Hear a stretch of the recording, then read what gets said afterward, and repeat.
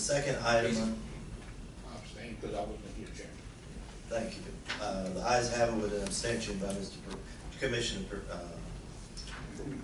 Reed. I'm sorry. I know your name. See, you wasn't here last time, so I forgot you. Commissioner Reed. Thank you, sir. Item number 2, oral arguments on the motion filed in the consolidated appeal of Eric Curley, docket number 18239 and 18243-S. Yeah. Lawyers representing Mr. Curley and the state police. Would you go ahead and identify yourself for the record? Good morning, my name is Michelle Gerard and I represent Office of State Police. Donovan Livingary on behalf of Trooper Curley, who's also You be seated. So I understand this is the department's motion, is that correct? Correct. Commissioners, the department filed these motions to try and clean up the matters for an appeal of a disciplinary action. There were actually 2 appeals that were filed. The first one was filed in June of 2018, and it requests as relief that this commission stop the department from investigating Eric Curley. It also mentions that he was forced to use his annual and compensatory leave. We filed the motion in that appeal because the appeal itself doesn't list any grounds for an appeal. The rules require that you provide a concise statement of the appeal. And the use of forced leave is not in and of itself any type of violation of the article or rule. So the first appeal failed to state any grounds for which the commission could give relief. With regards to the investigation itself, by the time the appeal was filed, or now that we're hearing it, that investigation's been completed. So the remedy that's requested, termination of the investigation, that's moot. We also take the position that it's not within the commission's authority to order the agency to stop an investigation of an employee. If there are any improprieties with the investigation, there might be some other remedies, but the decision to investigate, whether it's criminal or administrative, is the colonel's decision in regulating the employees of the department. But your first basis of argument on that is that it's not moot because it's moot now because the investigation is complete. With regards to the complaint of the use of forced leave, we first point out that that request, the appeal was not timely filed. The commission rules provide that you have 30 days from the date you're given notice of action to file an appeal.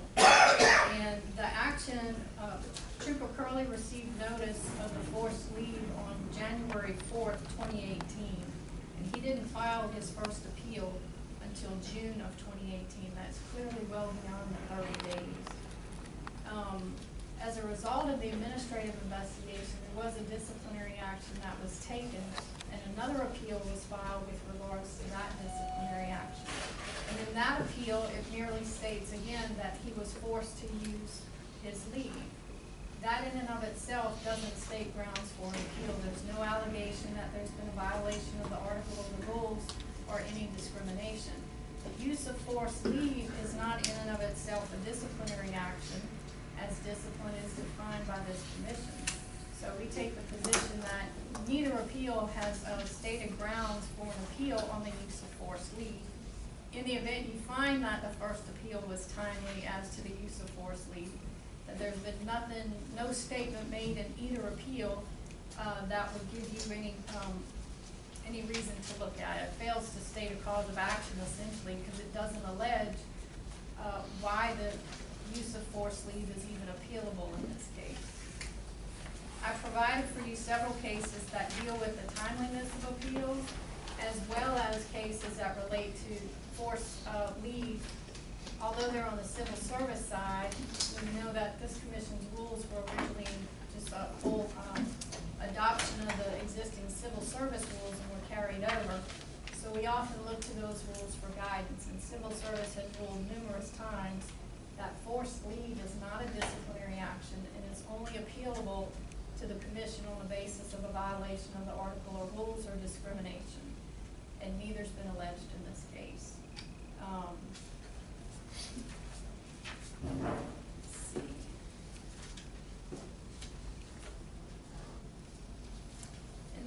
thing that was pled for as relief in the first appeal was expungement of appellant's personnel records of all references to untimely the administrative investigation and the unfounded criminal investigation. With regards to that, we take the position that the commission doesn't have the authority to order expungement of investigative records. The agency is required by law to maintain its records, and in accordance with Title 44 of the Public Records Act, as well as we've established retention schedules that have been approved by the Secretary of State's office. And we have to maintain those records in accordance with those provisions. Investigative reports are not kept in what we consider the personnel record, which is maintained by Human Resources. So to the extent that they want them expunged from the personnel record, they don't exist there anyway. I believe that pretty much covers the motion there. First, the appeal for the first appeal as to the forced annual leave and compensatory leave is untimely. If you find that it was timely filed and consider it, there's been no allegation of a violation of the article or rules. And I think the materials that I provided show that there wasn't a violation of the article or the rules. And the investigation is complete, so that issue is moot. Expungement is not a remedy that the commission can grant for investigative report, and that the second appeal also doesn't state any grounds for appeal of the forced leave. On the timeliness issue, how long did the forced leave last? I believe he was returned to duty on May 23rd, 2018. And when was the appeal filed? The first appeal was filed June 8th, 2018. So within 30 days of his return to work? Within the return to work, but not the I notice. understand, I just want to make sure I understand the facts. So Correct. within 30 days of that, but not within 30 days of the notice? Correct. Any other commissioners, questions? Morning, Commissioners. I have a feeling that I'm going to end up apologizing a number of times. So I'm going to start off. My first apology is that my opposition in this matter was filed late, and I apologize for that. I think there was a combination of, first of all, I really certainly wasn't feeling well at the end of last week, and I didn't get a whole lot accomplished. And there appears to have been some issue with emailing the original motion to me in the first place. I don't know what the problem was, but I recall seeing an email saying from the state saying that their email had been kicked back to them for some reason. But anyway, I apologize for my tardiness. I'm going to agree with Mr. R about the mootness of the request to stop the investigation. I'm also going to agree with Mr. R on the issue of expungement of the record. I agree that I don't think that this commission has the authority to remove public records from public record. As far as the first appeal goes, I didn't file the first appeal, and so I didn't find out about the first appeal until later on, much later than the 30 days would have run when Trooper Curley returned from his forced leave. I did, however, included in my appeal that I filed after the investigation, the disciplinary action was finalized by the appointing authority, and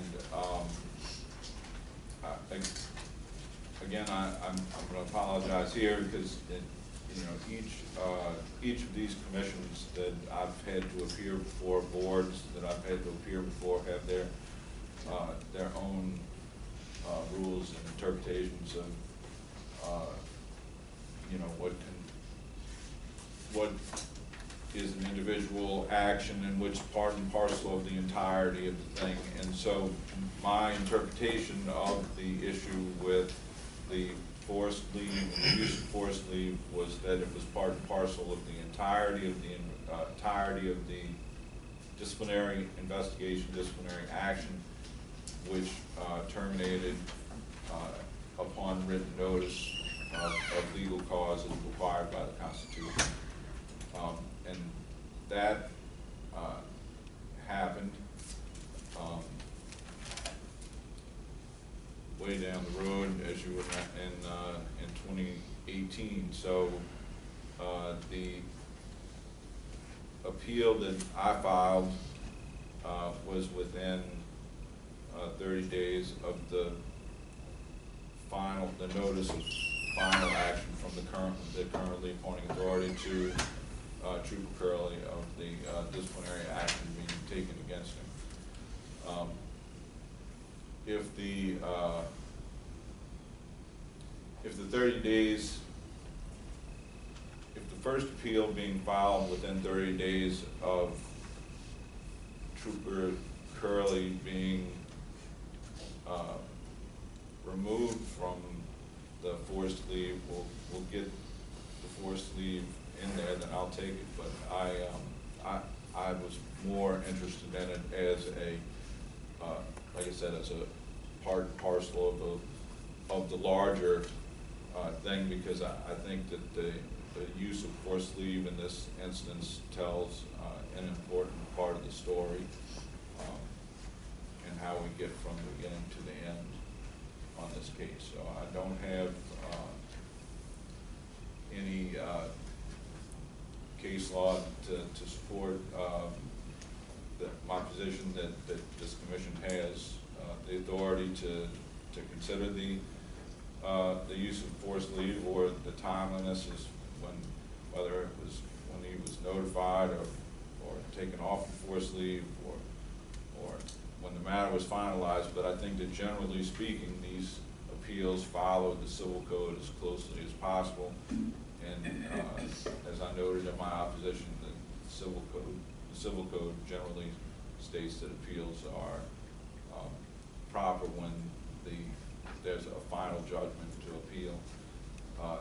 And the final judgment in this case is, as the Constitution sets forth, is the cause expressed in writing, which would have been within 30 days of the appeal that I filed. Thank you. Questions from any of the commissioners? So, I have a question. On the second appeal, Yes, ma'am. is there anything left in the second appeal other than the forced leave? Because I heard you concede that you agree with Mr. Gerard on some certain aspect. Is there anything left other than the forced leave issue? Yes, sir. What's left on the second appeal? We have the overall cause for discipline and whether the penalty was commensurate with. Okay, but that's not before us right now. That's correct. The only thing before us right now on the second appeal is the forced leave issue. Yes, sir. Does your client consider the forced leave disciplinary action? He does not consider disciplinary action in and of itself, but it does result in a diminishment of the value of his accumulated leave over time, and I think that probably requires due process. And to some extent, that was this commission addressed the administrative leave with pay, but once the administrative leave with pay was used up, then the transition from that to the forced use of comp time and accumulated leave, I think doesn't fit within the spirit of I don't think it fits within the spirit of the rule, and moves outside of the disciplinary rules and into the other areas of the commission's rules to accomplish. I'm not sure what the goal was, to be honest. And was he initially put on forced leave? He wasn't initially put on any kind of leave. He was initially left at work, and then he was placed on administrative leave with pay as long as Rule 12.4 allows. And then once that time expired, the department transitioned to forcing Trooper Gurley to use his comp time and accumulated annually. And that occurred on, you got received notice of that on January 4th of 2018. Is that correct? It might have actually been, the notice was, the letter was dated, I think, December the 27th of 2017. He actually received it. Right, they said, I think the December 27th letter said we're going to do this in January of 2018. So the question is whether or not you have 30 days to appeal that decision at that time. Is that correct? Yes.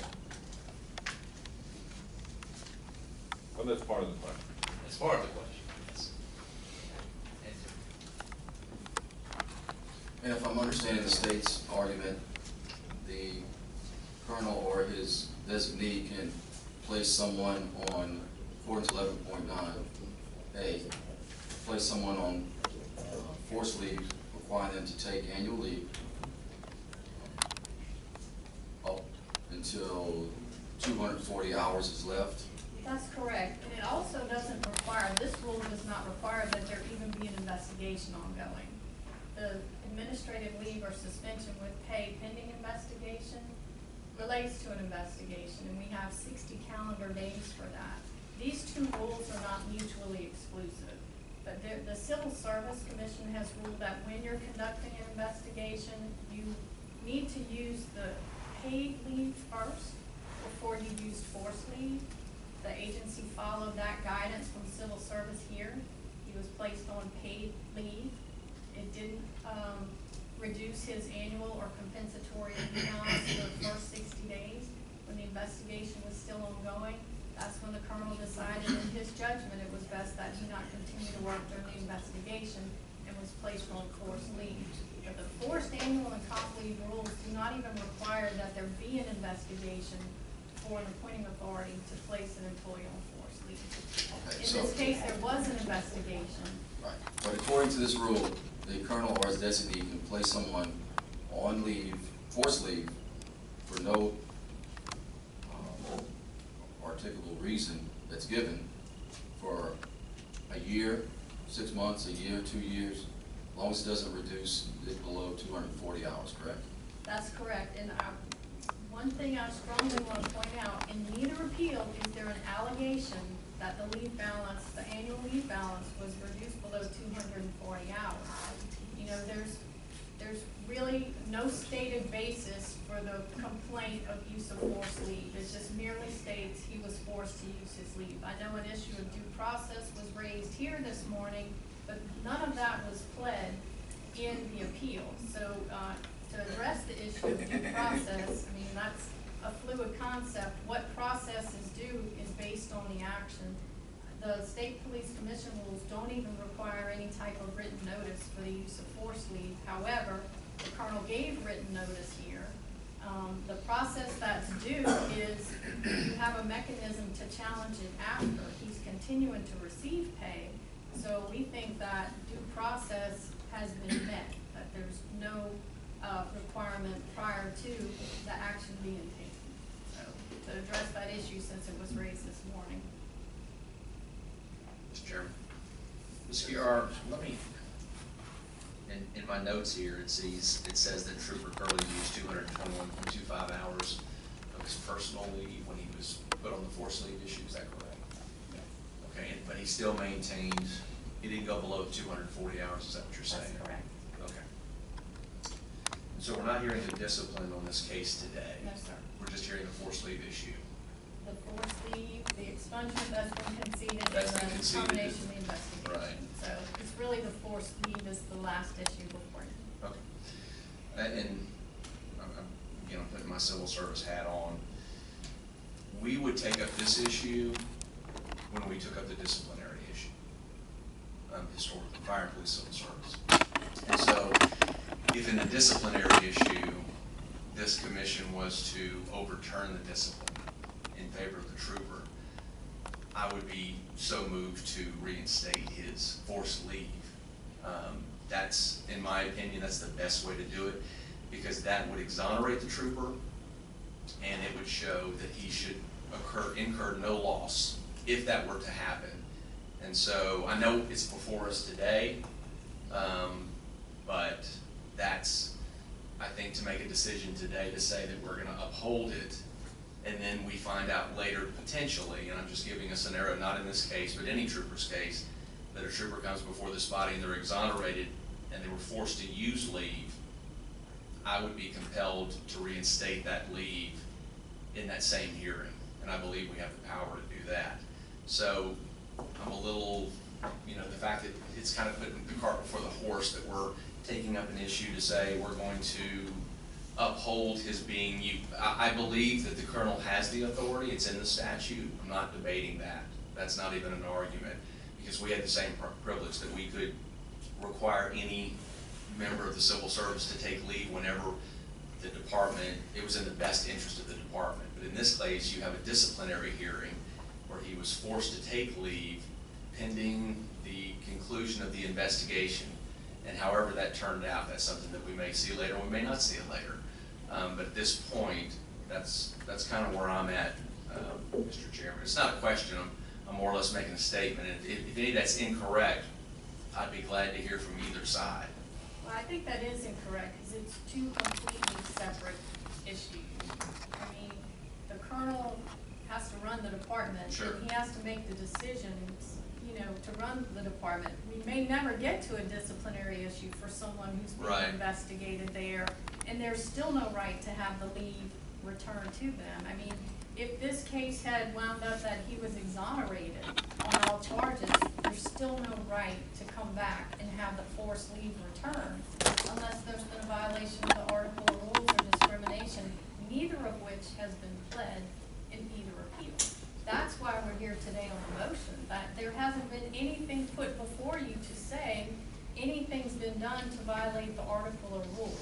Right, you're here today, we're hearing a motion that the colonel acted, or the appointing authority acted appropriately in administering the leave, the forced leave, because of the statute. That's correct. And I would say that's correct, and I may uphold that at this hearing, but I can tell you, if the discipline comes before us and the trooper is exonerated, I would be looking to make motions to restore that leave.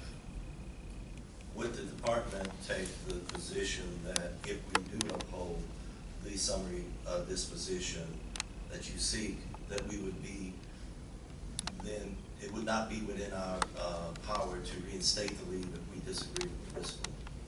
I would make that argument because if you go back to your rules of a disciplinary action, it's a suspension without pay. There's been no suspension without pay in the forced leave provision. So in the disciplinary action, you can overturn the penalty there. Use of leave is not a penalty. It's the colonel administering the department and running the business of the agency. So, Which gets back to the concern by Commissioner Crumpler that y'all would take the position if we say that you're correct on this summary disposition, that we don't have the power to do what we may feel would be an appropriate remedy for the reversal of the discipline, if that were to come. I'm not prejudging that issue, I'm just hypothetically speaking. I think on the disciplinary side, the 160-hour suspension, when that case comes. Of course, but that's not what we're talking I about. still don't think that restoring the leave is part of the disciplinary action, so. What is the practice of the department if it puts someone on forced leave and then at the end of its investigation determines that it was not well founded? We've had that happen and the leave has not been restored. That has been the practice? Yes, sir. Is that always the practice, or is it sometimes restored?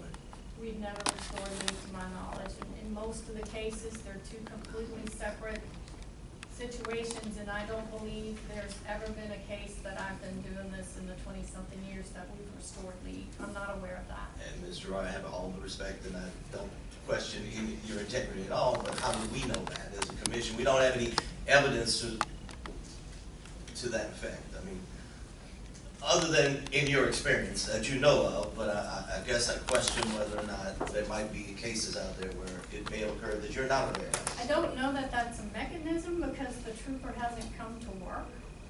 So to restore the leave would be to pay them as though they were on duty, and they weren't on duty, so. Mr. Chairman? Yes, sir.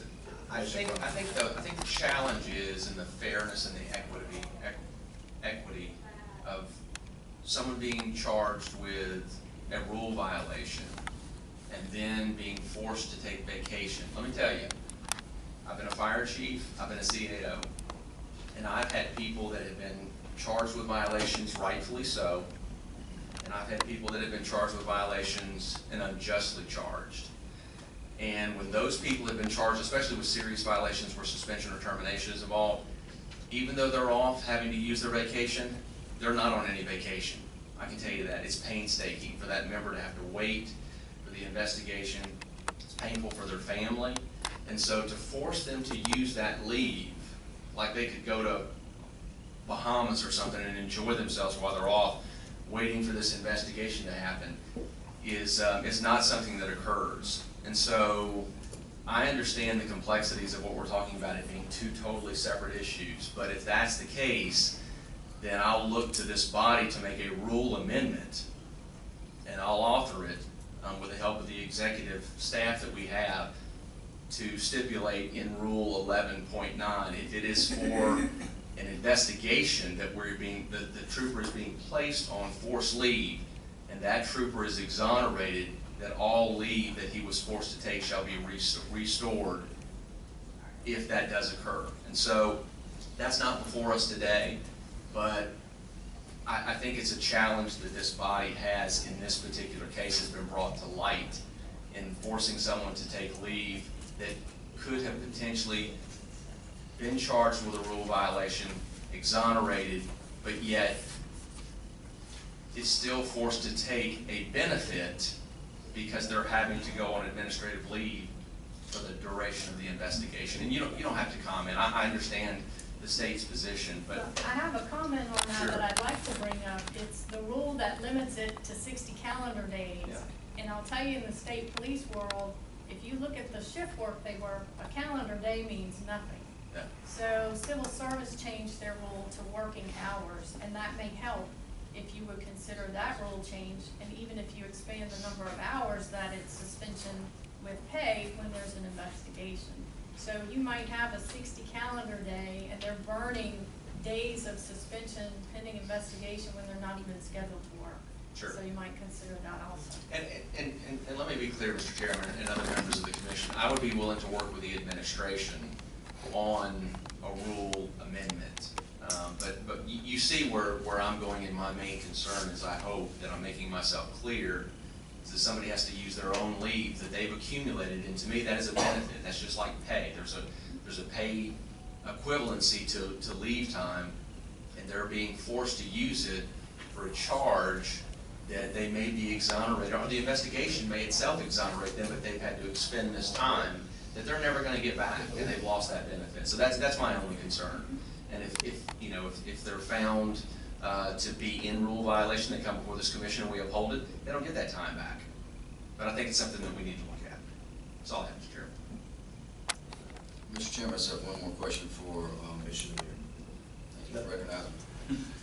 For Eric Curley, in regards to requirements, did the department put you on any kind of requirements in regards to the forced leave?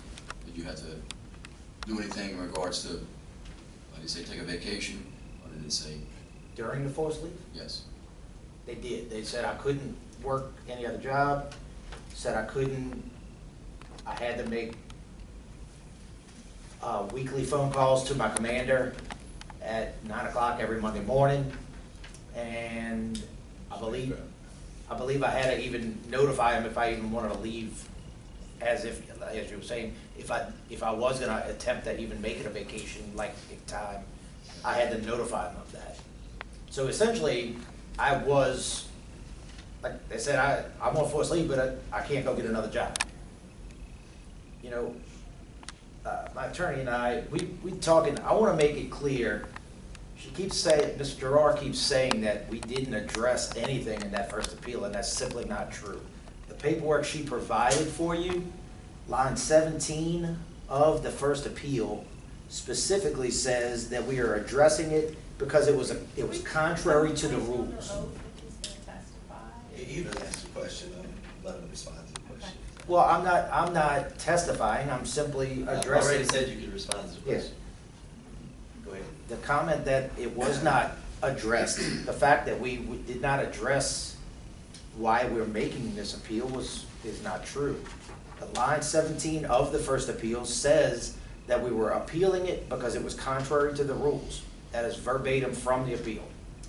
So I think that clearly indicates that we were making the appeal because it did not follow the commission rules. The second thing that I want to make clear, Mr. This Arkin. is response to the question that was asked. Yes. No. No, then. No. It's not a response to the question that was asked. Okay. I'd like to respond to that question. The forced leave letter is actually in the motion that we filed. And what it says is, while you're on forced comp/annual leave, you shall remain fit for duty, as you may be called to report to duty at your assigned duty station at any time, and to contact Captain Moss via telephone by 9 o'clock each Monday that you're on forced comp/annual leave, so he may update you as to your status. Any questions you have regarding this action should be addressed to Captain Moss, and that's all it says. That's in evidence. Yes, sir. Was anyone else placed on forced leave? Was it an administrative issue that we had to put people on forced leave, or was he put on forced leave because of the investigation? He was placed on forced leave because of the investigation. You have other appeals pending before you that relate to the same type of issue, and the same procedure was followed. I just want to make sure the agency agrees that there was no other basis for his forced leave other than the investigation. Can we make a comment as far as the rules themselves? Talk to your lawyer. Okay. Well, I mean. Talk to your lawyer. If your lawyer has something he wants to say, he can say it. Okay. I mean, he has to speak. I can't. This is a motion. It's not. There's not testimony to be made. I'm not testifying. I was talking as. Well, then you're not speaking. Okay.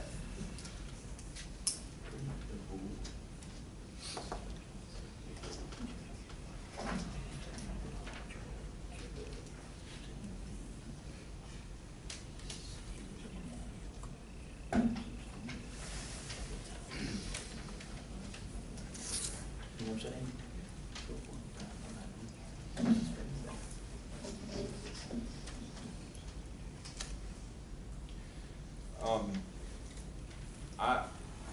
I guess I would simply add that this, there are a number of issues which aren't necessarily addressed specifically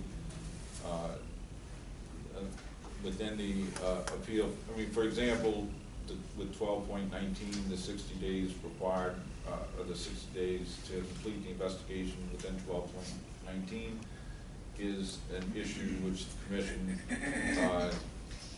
can hear and can put whatever weight it wants to give to the 60 days, or exceeding 60 days or not exceeding the 60 days. And the use, as far as the use of forced leave is concerned, that I think it's a similar thing where it's yet another issue within inside of the disciplinary case, which the commission can give whatever weight it wants to give to it, or not give any weight to it at all, or perhaps the commission wants to consider it for a reason totally unrelated to restoring it. I don't know what the answer to that is, but I think that to exclude it at this point would be premature.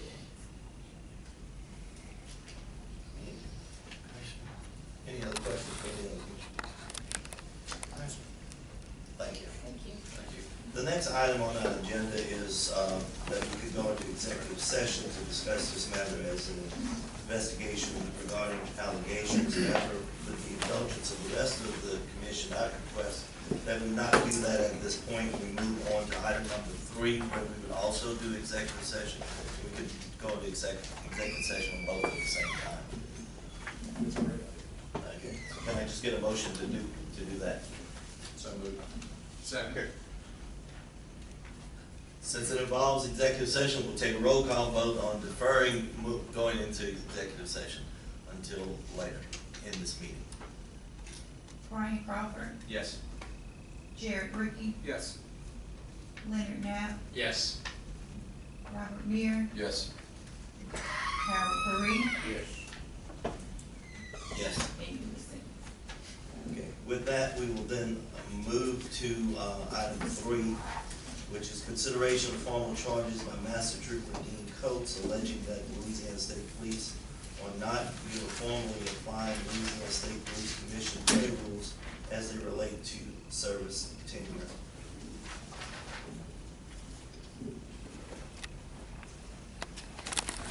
Good morning, Commission members. Brett Conrad and Mr. Coates next to me. I'll allow Mr. Coates to do the majority of the talking, but just as a brief, or I will be doing the majority of the talking. To the extent that the Commission has a question for Mr. Coates, I'd be happy to allow him to answer it. But the gist of the situation is that in 2014 and 2015, there was approval of a new pay grid for troopers, and that was approved by the Louisiana Commission and the Governor's Office. And that pay grid increased the pay for troopers. In 2015, there was a General Circular 180 that was introduced that created something called longevity pay. And previously, there had been some, as I understand it, there had been some confusion as to whether or not an increase in pay under Rule 6.14 was either merit-based or based on rank and seniority, in other words, years of experience. My understanding is that rule has been clarified, and to demonstrate that longevity pay is based on years of service and seniority rather than merit-based, and that's set forth in Rule 614. In other words, each year the trooper works, he gets an increase in longevity pay.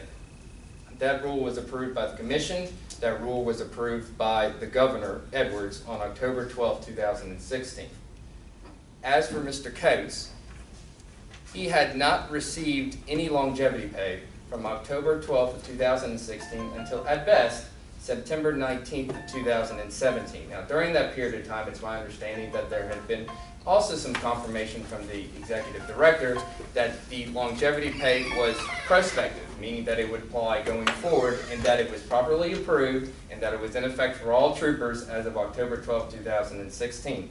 That did not get applied to Mr. Coates. In other words, there was a rule violation in terms of Rule 6.14. Now, also there is some concern with the rule violation in terms of 6.9 in terms of Mr. Coates. Mr. Coates in 2000, and correct me if I'm wrong, 18, was transferred from road unit over to internal affairs. When you look at Rule 6.9, it says whenever that, and excuse me, transfer is not the appropriate word, reassignment. When the reassignment happens, he doesn't get a reduction in pay. The pay scale carries with him. Well, the gap in time that Mr. Coates did not receive the longevity pay from October 12, 2016 through at least September 19, 2017 was never carried over, meaning there was a violation of Rule 6.9 and again of Rule 6.14. So we asked this commission to exercise its authority under Rule 2.9C to investigate this rule violation, particularly in with respect to Mr. Coates. Thank you. Any commissioners have any questions? Wasn't the pay increase subject to only being made applicable when there was, in fact, legislative approval portion of funds being made available for that pay increase. And has there ever been legislative appropriation of funds to fund that pay increase? So my understanding is that at the time the new grid was implemented in 2015 or what have you, there was legislative budget approval for that money. I believe it was like $11 million. Longevity pay in the Rule 6.9 did not create additional funds. It just clarified that that money that has already been appropriated isn't based on merit, it's based on years of service and longevity, meaning that each year Mr. Coates works, he gets that 3% bump. That money had already been allocated with the new pay grid. 6.9 just clarified, hey, it's based on years of service and not based on merit. When was the appropriation, before or after the change to 6.9? That happened before, I believe. Mr. Chairman, may I speak? Let me talk to our advisor.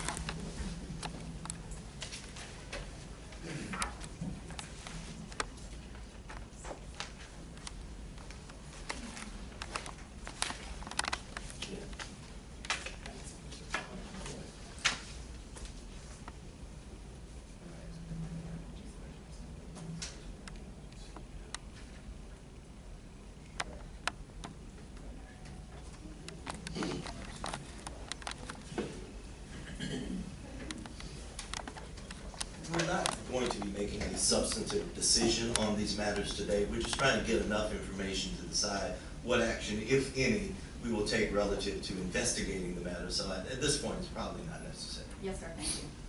And just as an aside, Commissioner, we don't have any evidence that demonstrates that it was not approved in that same regard. My understanding that in 2015, there was, and specifically House Bill 1, Act 16, had set forth that funding, and that had previously been approved by the Budgetary Commission that same year. And so all we're asking the commission to do is just to investigate this rule violation. As you said before, we're not asking this commission at this time to make a determination as to whether or not this rule was violated. That may come later. We're just simply asking the commission to investigate and utilize its powers under 2.9C to investigate a potential rule violation for 6.9, 6.14. Can I ask a question? Sure, Commissioner. Are you aware if the department has recognized any other Rule 6 Rule 6 is, for example, 6.7, which is paid upon promotion since October 2016? Have they recognized that rule in regards to people being promoted after October 2016? I believe they have. I believe that people aside in a different rule have received those promotions, but we're talking about a different situation.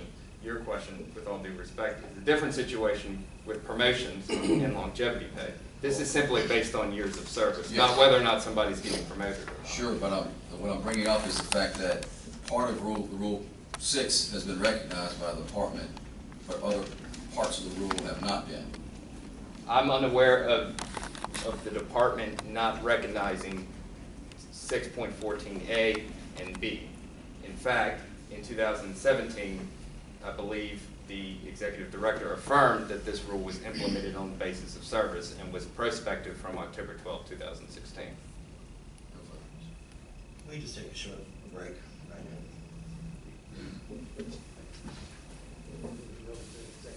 now. Not yet. I guess we'll take a break.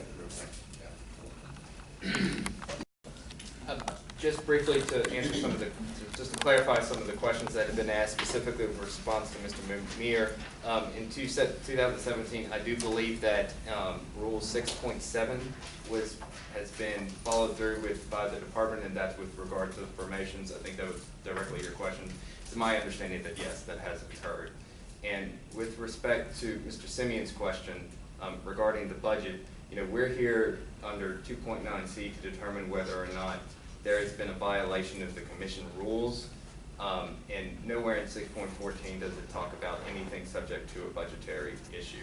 Rather, it talks about and I'm reading specifically from the last line, a longevity step rate increase shall be granted to employees each year. So, thank you. Any other questions? Real quick, Mr. Chairman, I just want some clarity on this. When the longevity pay, it was instituted, I'm assuming that it's instituted in the prior budget year, when they do the budget for the next year. So fiscal year Louisiana, July 1st, correct? So that the longevity pay takes effect that next year? It took effect October 12, 2016, because that was when the governor approved it, and that was when it hadn't met all of the approvals, the governor, the commission, and the executive I director. got you. So on October 16th, everybody that qualified under the 12, right, October. the law, or October the 12th, received the 3% increase, or whatever the percentage was. That is when the increase for everyone should have, across the board. With respect to Mr. Coates, that never happened. Okay, and that's my question. So the 3% increase goes into effect October the 12th for everyone that qualifies under the law. Correct. And Mr. Coates did not receive the increase on October the 12th, 2016. Correct. Whenever he was entitled to receive the longevity pay, when he would theoretically move into the next step, or whatever the phraseology is, Okay. that did not happen. While there has been subsequent attempts to catch him up, he still remains totally, that gap in time has never occurred. Okay, when did he receive the longevity pay? When did he start receiving it? He didn't receive it on. I believe September 19th, 2017. Okay, so he didn't receive it until the next year. Correct. When everybody else had received, so he almost went a year without. the Well, longevity. I don't know about everybody else. I know that Mr. Coates Okay. did not receive. But your assertion is that he didn't receive it for that period of time, 11 months. Right, and so at the end of the day, he's still 2 years behind. How's he 2 years behind? You said, you got it in September of 18? September of October. When he began receiving on September 19th, he was already a year behind. September Excuse me, 19th of excuse me. 2017? 2 years, right. Oh, wait a minute. If they started in October 12th of 2016, and he started receiving it in September of 2017, that's a year. I mean, I went to school in Cattle Parish, but I think that's a year.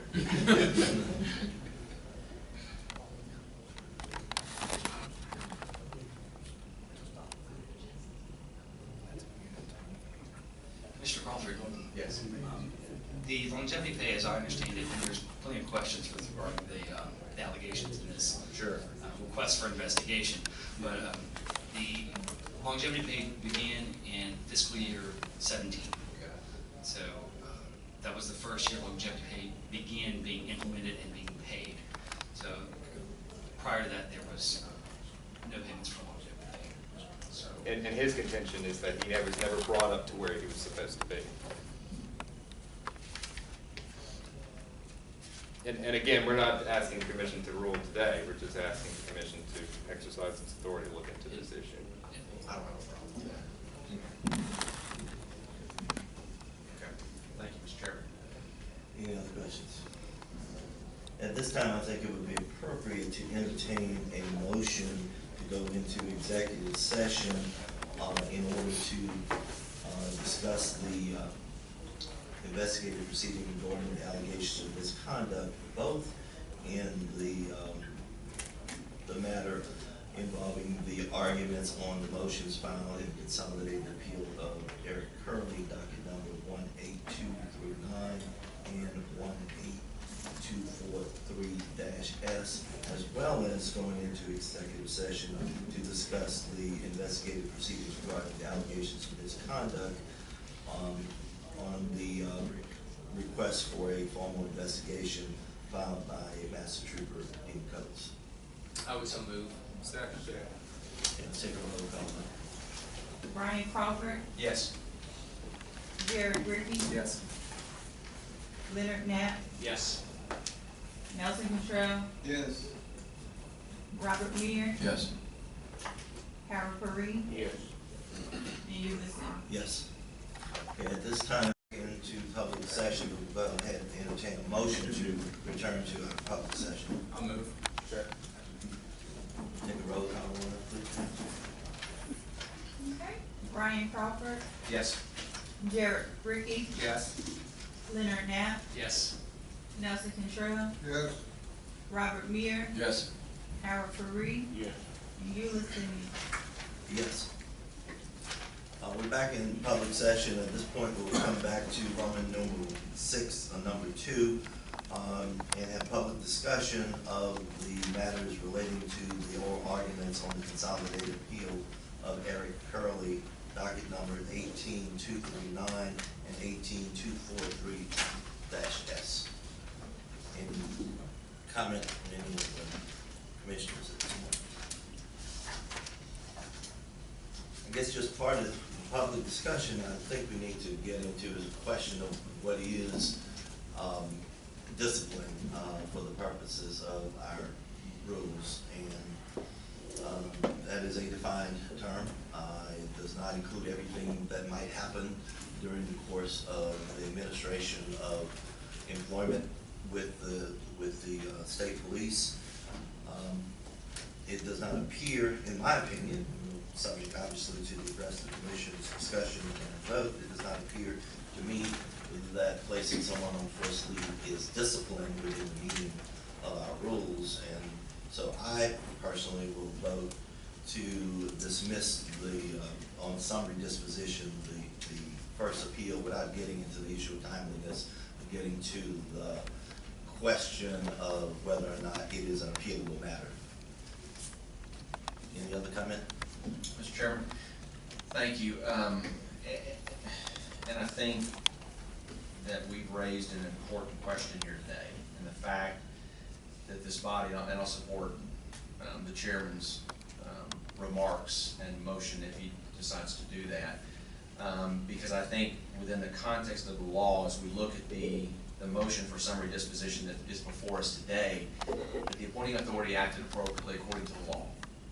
However, that does not dismiss the glaring issue that we have before this body today that we will take up between now and the next meeting, and that is to look at 11.9 and the forced leave issue of when a member is charged with an offense and they are required to take forced leave, if that member during the course of the investigation is found exonerated by the appointing authority, the administration, that the appointing authority shall have the authority within the rules to award that member back any forced leave taken in the course of that investigation.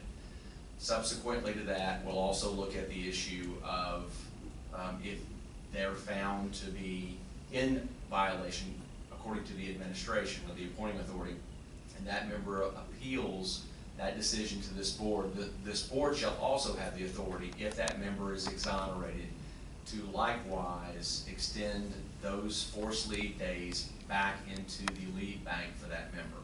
That's something that this body, the executive director and his staff will take up, and we'll work with administration to do that and hopefully have something cobbled together before the November meeting, have it properly promulgated, and we'll ask that the appeal for this particular case of the discipline be moved into February. So there'll be a couple of different motions that I'll be making. Thank you, Mr. Chairman.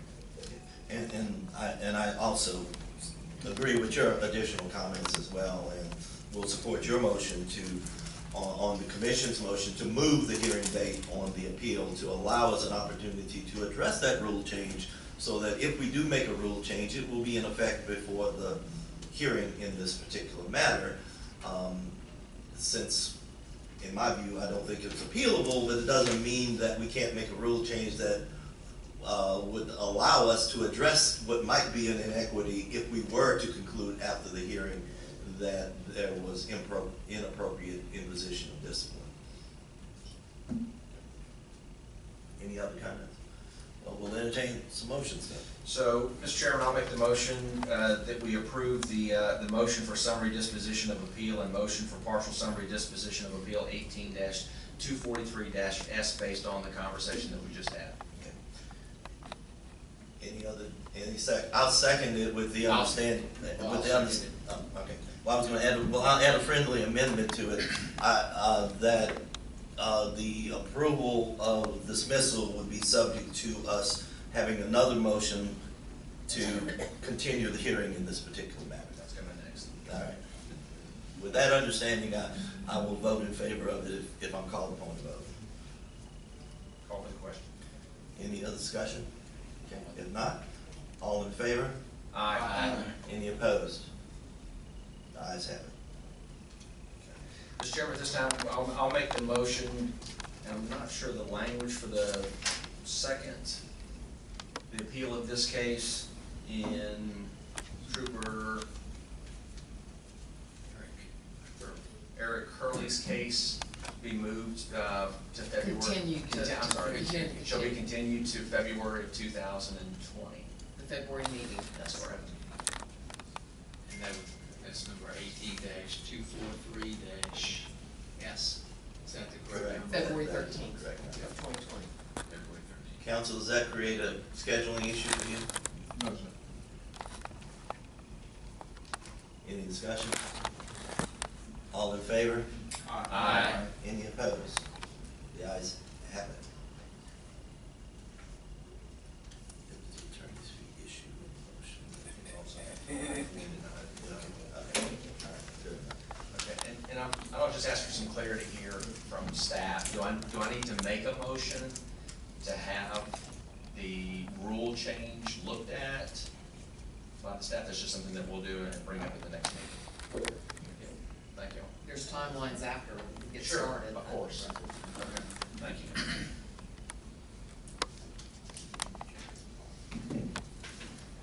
The next item, we went into executive session on was consideration of a motion to adopt a pay, range schedule for the, no, I'm sorry. We went into executive session on number, three. Consideration of the formal charges by Master Trooper Dean Coates. Any public discussion from any of the commissioners on that particular matter?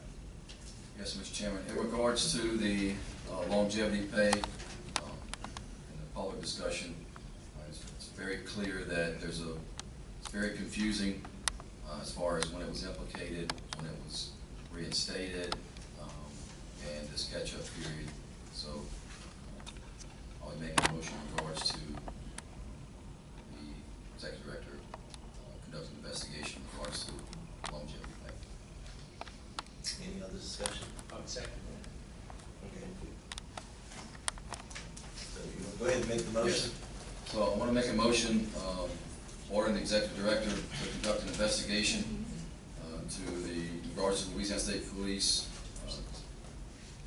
uniformly applying the State Police Commission rules in regards to service tenure and report back January meeting. We have a second. All right. It's been moved and seconded. Any other discussion? If not, all in favor? Aye. Any opposed? The ayes have it.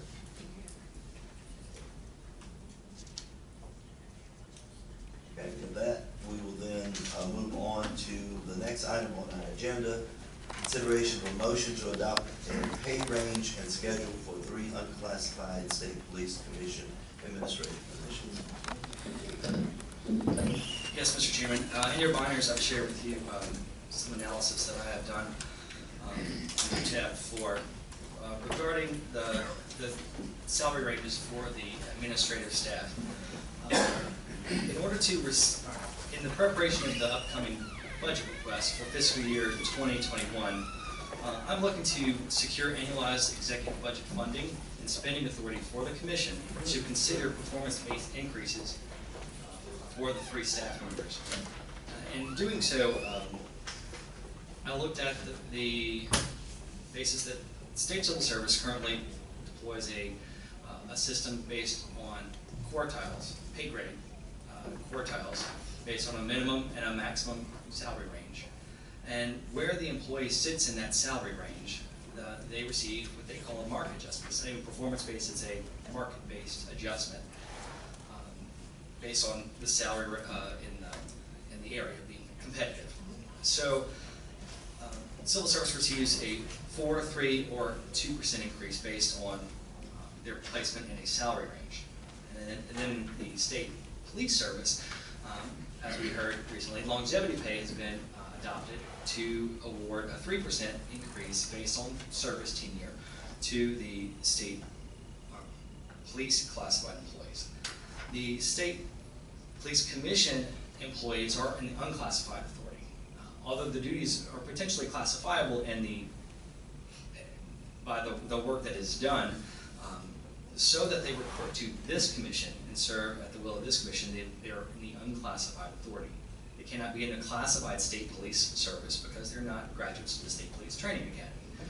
So they're in a situation where annually funding requests are denied by the budget office and the executive branch because, in theory, the commission can set a salary at any level for either of these three employees.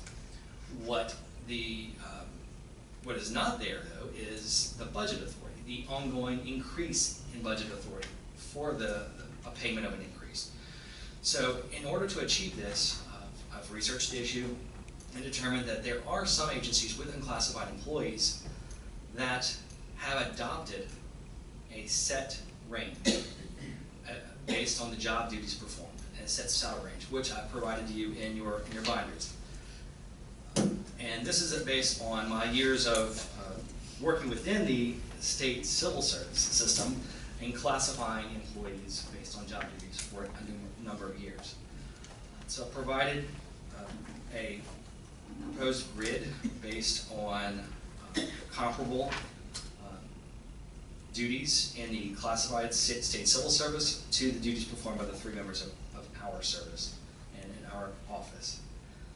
And by adopting a range, it will establish then quartiles to place the employees in based on our current annual salary.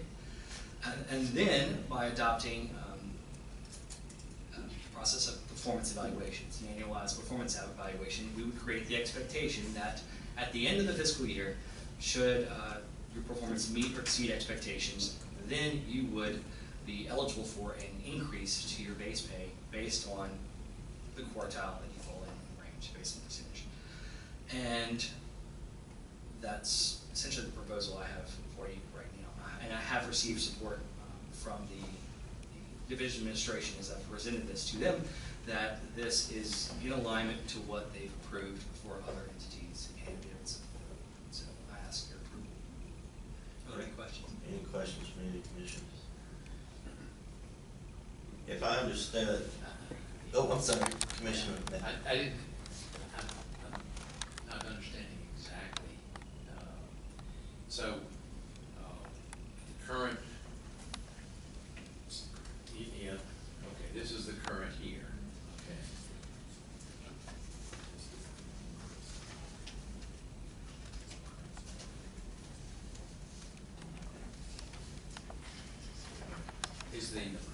Is this the table that we are talking about adapting? Is this adopting? Correct. This the two-page thing. Correct. And on in the tab to the right, you'll see the comparable title in classified service that I've identified our test analyst, Christine Cephas. I've placed her in a similar pay level based on her duties as a program specialist aide in classified civil service. Ms. Debbie Gibbons, I believe, is comparable based on her role as the business manager of the office to an admin program director, which would be equivalent to the multiple areas that she manages in our office. And then if you look at the second page, the placement of my title, I did not place my title comparable to the state civil service director. That's not, as far as scope is concerned. I placed my title below that of the civil service deputy director and the HR director for Office of Public Safety, or Department of Public Safety. So one level above the HR director of the Department of Public Safety and one level below the civil service deputy director would be equivalent to a 624 level in the classified service. And by doing so, you see the midpoint of that range is which would be considered market rate, the rate you would hire someone to bring them on board, and that which is right near the salary you offered in 2017 when I started. So increases to my salary would go in at a 2% increase, because once you hit market, the goal is to bring someone at the early stages that are paid at the minimum quicker to market. So you pay them 4% annual increases or a 3% annual increase, but once you achieve a market rate salary, then you slow down those increases to be comparable to a 2%. That's what was adopted, again, approved by the legislature for the classified service. And again, we're just looking to adopt a structure that's similar so that we can achieve the goal of getting funding from the and support from the executive office. And right now, the estimate, the combined base pay increase to the budget for all three of us, should the commission, again, that's the other avenue, is the commission would still have it wouldn't be an automatic. The commission would still have the funding authority, and spending authority would be there, but you would make the decision as to whether or not the increase is warranted. And the current estimate for all three staff members, should they receive an increase in July of 2020, would be the first time it would be implemented, would be $5,000 to the budget for a total increase across the board. So the fiscal year 20? It'll be for fiscal year 2021. It wouldn't be implemented this fiscal year. Thank you. Chairman, I have a question in regards to the maximum. Is the midpoint how many years, and what's the maximum? How many years would the maximum be? It's like 2% for 3%, then 2%. Right. So if you're in quartiles 2 and 3, I mean above the midpoint and under the maximum, your adjustments would be at the 2% level. Awesome. But what is it based on the amount of years, or is it just based off of? It's just every year. Okay, so how many years does it actually take a certain amount of years to reach the maximum? Right. Should this grid never change, and should this grid remain into effect, I've calculated that I would have 13 years of 2% increases before I would hit the maximum of the range. Ms. Debbie would have 11 years, and Christy would have 21 years. But that also correlates to the service tenure, whereas Ms. Debbie has 27 years of state service, I have 14, Christy has 7. So based on our comparable years of service, that's where we are. Thank you. Mr. Chairman? Just real quickly, seldom have I dealt with a more professional office than I have dealt with at the state police. And so I just want to say that. I want to say it publicly and put it on the record. You guys always do your homework. You're extremely helpful when we call down here to ask for additional assistance in reviewing cases or being provided additional information. You're always very well prepared for each commission meeting. And so, Mr. Chairman, if I could, I'll make a motion to approve this and ask for a second. Any other discussion on the motion? Seeing none, all in favor? Aye. Any opposed? The ayes have it. Okay, item number 5 under business is consideration of motion to grant the chairman of the State Police Commission the authority to conduct the fiscal year 2019-2020 performance planning session of the executive director on behalf of the commission.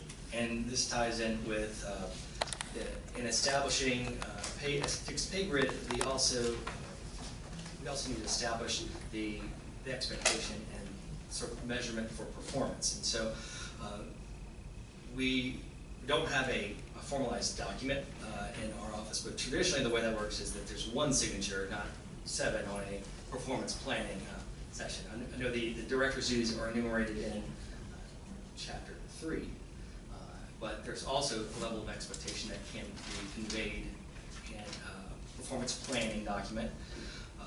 And I would ask that, and the way it has been done in other entities, is that authority is delegated to one individual to conduct the initial planning session.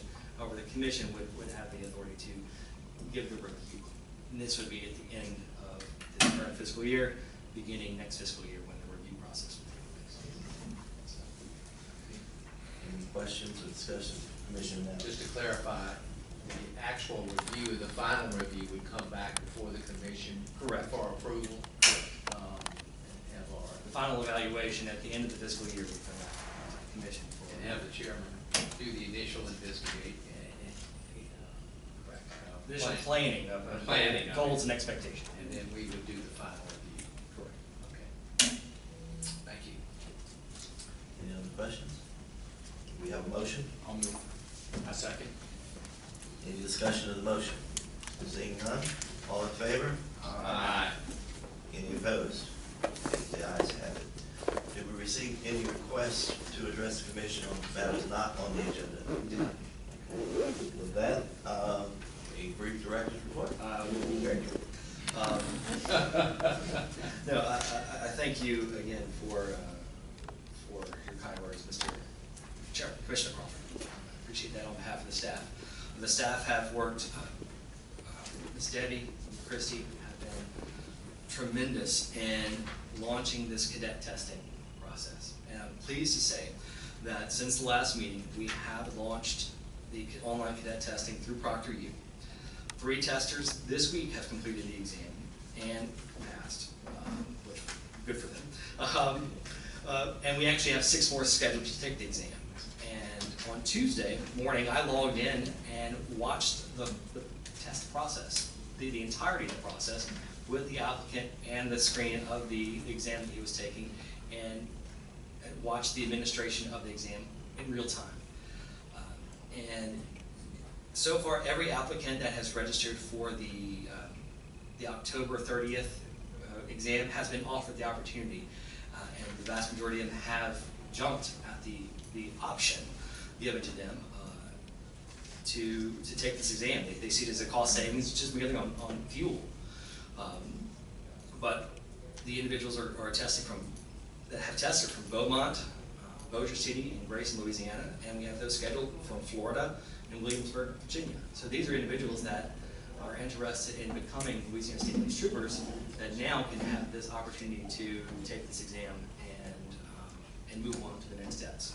At the end of every week, we're transferring the names of those that pass the exam to state police so they can proceed with the next steps in the process. So the process is working. We're looking at launching the second phase of maybe doing electronic testing in person, but right now it's just been a success, and so we're very happy with it.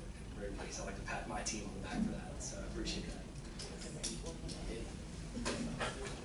The other item I have is, again, the fiscal year 2021 budget request is due to the Division of Administration by November 1st. We have been focused on cadet testing, but now my full focus is going to be on preparation of that annual budget and securing the annualized funding, as well as looking to replace our antiquated Trooper Cadet database system, which is 12 years old and in an unsupported software. Working with Office of Technology Services, and they're going to come by to look at our needs so that we can try to bid out the potential cost to replace that system. Right now, we're having some concerns about the age of that system, and we want to make sure it's backed up, it is maintained, but we want to make sure we move to something that's more integrated in the modern technology. And I will circulate the proposed budget prior to submission. I'll let you know that I will do that for your review and feedback. And then, again, the expenditures are in the binder as always, if you have any questions. And finally, in the front left pocket of your binder, we've included the commission meeting dates for 2020 and the annual ethics training information. So you can link for completion of the annual ethics training requirements, which is due by the December 31st of this year. So we'll be following up with you on those. Yeah. That's the online training, that's not where they got all those. What's that? That's the online training? Yeah. They come Yes. to online. No. But that concludes my report. Okay, being no other business, entertain a motion to adjourn. All in favor?